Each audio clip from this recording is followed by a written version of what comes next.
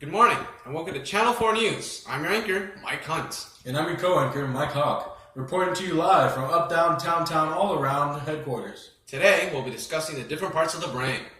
Now let's get started. Yesterday, Miss Monalot, a 27-year-old, was hit by a car, affecting her Broca's area, which helps with speech production. On top of this, family members have noticed a change in her mood since the accident, which could be due to damage in her frontal lobe.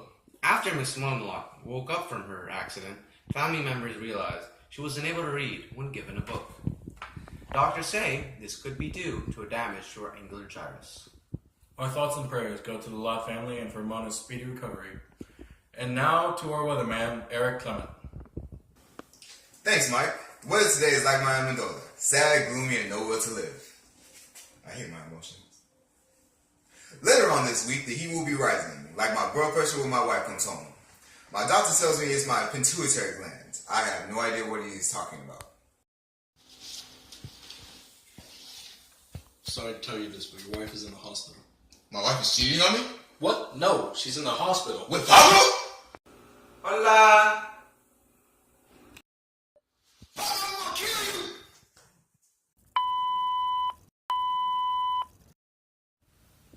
Sorry about that, folks. Looks like someone's parietal lobe isn't functioning today. Haha. Ha. Now to our next story.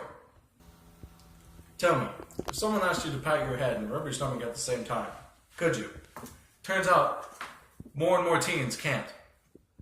Many teens are starting to have very irregular sleep patterns, like they have a damaged reticular formation. These patterns are leading towards abnormal eating habits and lack of motivation, which can be a defect in the hypothalamus. These are affecting teens' education and personal lives. Basically, get more sleep out there. Speaking of sleep, I think my thalamus is acting up. Don't lose consciousness on me, bud. Oh yeah, you're right. I'm not a sports with Shaquan Johnson. Thanks, Mike. Ezekiel Elliott was not on the top of his game earlier this week. The Cowboys head coach said that Ezekiel was not running any of the drills right. He kept tripping and falling over himself. Doctors say that his cerebrum might be damaged, but due to his injuries, he will not be able to attend spring practice. In other related sports news, J.J. Watt is experiencing strokes on the right side of his body, and is also constantly falling asleep. Sports analysts believe it is due to head trauma on the motor cortex and pons, two very important parts of the brain. J.J. said that he will be seeking treatment so he'll be ready to play in the 2018 season. That concludes our sports for today. Back to you, Mike. Thank you, Shaquan. And here's a regular on our show. Welcome back, Dr. Brainstrom, a local neurologist. Thank you for having me. Now, Dr. Brainstrom, can you tell me how many lobes are in the cerebral cortex and what are their names? The cerebral cortex has 4 lobes: the frontal, parietal, temporal, and occipital. Aside from that, can you tell me what does the Wernicke's area do? It controls the comprehension of speech. It's speech of compromise tomorrow? That's exactly right. Lastly, how are the brainstem and medulla related? You see, the medulla is a part of the brainstem.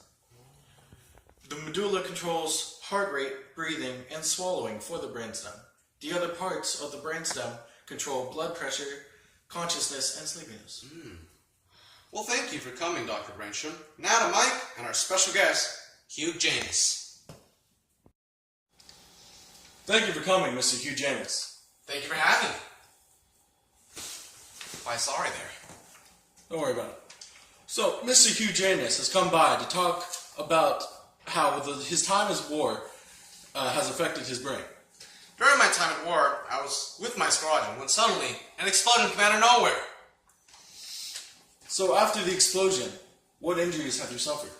Due to the explosion, my occipital lobe has been affected, which helps with visual perception. Since then, I have been blind. Luckily, my hearing is intact, which means my temporal lobe is in good health. Well, that's something to be thankful for. One last question before our time is up, Mr. Hugh Janus. Although your visual cortex, which helps with visual info, has been damaged, what have you noticed? Have you noticed a positive change in your sensory cortex? Come to think of it, I have noticed a slight increase in my sense of taste, touch, and smell. I guess all things happen for a reason. Thank you for your service, and thank you for coming. And now, that's all the time we have left. Back to Mike and Mike. And that's the end of our show. I'm your anchor, Mike Hunt. And I'm your co-anchor, Mike Hawk. And have a wonderful day. Yep.